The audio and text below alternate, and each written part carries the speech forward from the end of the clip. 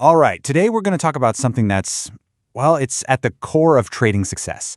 We're going to get into those small, almost invisible habits that really separate the traders who grow year after year from the ones who just seem to stay stuck.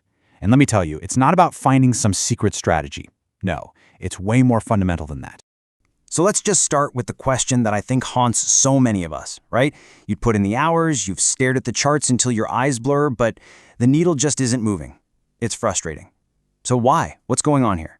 Well, the answer is actually a lot simpler than you'd think, and believe it or not, it has almost nothing to do with your trading strategy. Okay, this right here, this really gets to the heart of the problem. It's this huge misconception versus the actual reality. See, most traders who are struggling are basically hunters. They're out there every day looking for the one big thing, that perfect strategy, that home run trade that's going to change everything. But you know what? Stable, successful traders, they're more like gardeners. They're not looking for a miracle. They're focused on the small, daily stuff, better habits, tiny improvements, and most importantly, self-control. They just get it. The market doesn't reward drama. It rewards consistency. So this leads us to the trader's real enemy. And spoiler alert, it is not the market, it's not the news, it's not some algorithm. No, the real battle is internal. It's a fight against these little things we call tiny permissions. Man, I love this quote because it just sums it all up perfectly. The market isn't asking you to be a genius. It doesn't demand perfection. All it asks is that you don't blow yourself up. Seriously, your number one job is just self-preservation. The goal isn't to conquer the market, it's to make sure you aren't the reason you fail.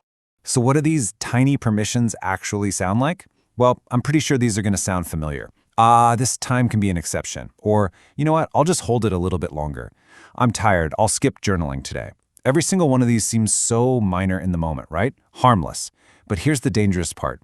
Every time you say something like that, you are literally teaching your brain that your rules are negotiable. And when the pressure is really on, a negotiable discipline, well, that's not discipline at all. It's just a suggestion. These are the tiny leaks that sink the whole ship. This is such a huge mental shift, but it is absolutely critical. We have to reframe what getting better even means in trading. Stop chasing that perfect, brilliant entry. Instead, just focus on eliminating the dumb mistakes. The goal is simply to be wrong less often. Be less wrong with your timing, be less wrong with your position size, be less wrong with how you react when a trade goes against you. That is the real path to stability. Okay, so if the whole game is about stopping self-destruction, then what is it that's going to keep you disciplined over the long haul? This brings us to a much deeper purpose for trading. Because if you're only in this to make money, you're building your entire career on sand. The market is absolutely going to test you. And believe me, just wanting money isn't a deep enough reason to keep you from caving under pressure. And this quote really nails that shift in perspective. Think about this. A mature trader doesn't walk up to the market and ask, hey, how much money are you going to give me today? No, they ask themselves, today, what skill am I here to train? See the difference? You stop seeing the market as a bank you're trying to rob, and you start seeing it as a gym for your mind. Every single session is a new workout for a specific mental muscle. So what does trading to train look like in practice? Well, it means you show up on Monday and your main goal isn't to make a certain amount of profit. Nope. Your goal for Monday is to practice flawless patience. Then on Tuesday, maybe your goal is to accept every small loss instantly with zero emotional pushback. When you do this, every single day has a purpose, whether you end up green or red on the P&L. And here's why that's so important. Because when money is your only reason for being here, every loss, it's not just a financial hit. It feels like a total loss of meaning for the day. It feels like a personal failure, like you've wasted your time. And that psychological state makes you incredibly fragile and super reactive. And that is a disaster for a trader. All right, so we've got the mindset down. That's the why. But now, let's talk about the how. How do we actually put this into practice every day? Let's get into the actual toolkit, the systems and skills that mature traders rely on. Now this idea right here is a total game changer. So many of us think discipline is just about willpower, right? About gritting your teeth and white-knuckling it through the day. But that's exhausting, and worse, it's totally unreliable. Real, lasting discipline isn't about willpower. It's about building a protective system, a system you design ahead of time specifically to save you from yourself when you're at your weakest. So how do you actually build this protective system? Well, it's pretty straightforward. First, you have to define your hard limits before you even start trading. What's your max loss for the day? When is your hard stop time? Write it down. Second, you have to get really good at recognizing your own internal signals. When does your thinking start to get fuzzy? When do you start feeling that emotional heat? And third, and this is probably the hardest part, you have to find the courage to just stop, to shut down the platform before the real damage happens, not after. You know, here is a skill that almost nobody talks about, but it might be one of the most profitable things you can learn. How to do absolutely nothing. I'm serious.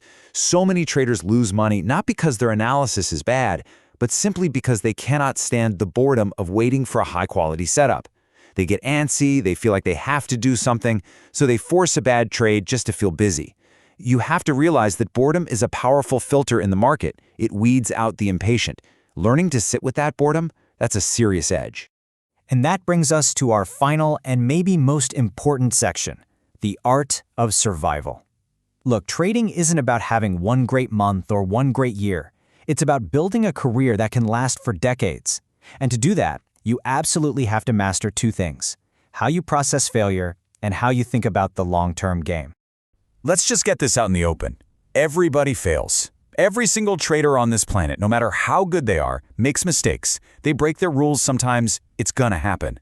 So failure itself isn't what kills a trading career. It's denial. It's what you do after the mistake that determines everything. Hiding from it, blaming the market, pretending it didn't happen, that is the real poison. And this table just lays out the two paths so clearly. It's like a fork in the road after every mistake. On one side, you've got the trader who hides. What do? They blame the market, they immediately start looking for a new strategy. And the outcome? That mistake just goes underground and becomes a hidden, repeating habit. All their energy is just drained by hiding the shame. But then look at the other side, the trader who faces it. They analyze the mistake, they journal about it with brutal honesty. And for them, that same mistake becomes a strong foundation to build on. The energy isn't wasted on hiding, it's converted into the power of self-awareness. So this really forces us to change how we measure success. Stop asking, how much did I make this month? That's a short-term question. The real question, the one that actually matters, is this: are the things I'm doing today going to allow me to still be here trading in 5 years? Because let's be honest, short-term profits mean absolutely nothing if your methods are going to blow you up eventually. Longevity is the only metric that truly matters. So let's just end with this. The single most important question you can ask yourself at the end of every trading day. It's not, how much did I make? It's this: did I betray myself today? Did you honor the rules you set for yourself? Did you respect your own limits? Because when you really boil it all down, stable trading isn't just about your P&L. It's a direct measure of your integrity, your ability to keep the promises you make to yourself.